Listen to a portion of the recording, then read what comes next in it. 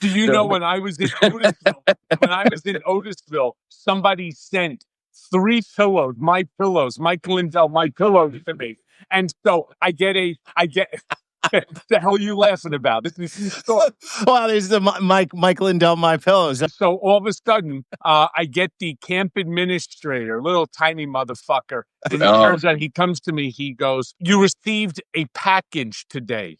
And I was like, "Oh, cool." I said, what are they, when am I going to receive it? He goes, "You're not."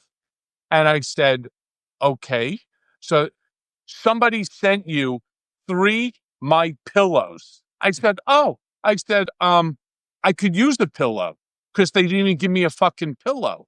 Right. So at first, when I first got to Otisville, I didn't even have a pillow. So, I turned around and said, I could use some pillows. They're like, "No." I'm like, "Well, what did you do with it?" They were like, "We donated it." I said, To themselves.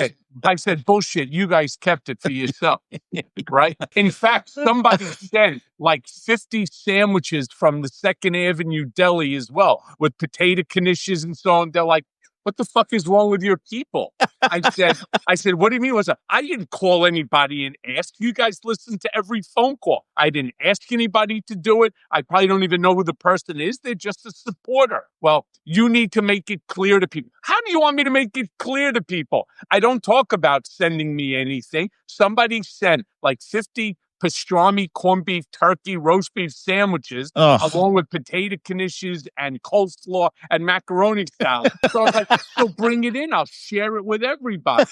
They were like, "Fuck you." I said, "Well, what'd you do with it?" "I know you didn't throw it away." Oh, so they turned around and he says, "No, we donated it to the church at the bottom of the hill."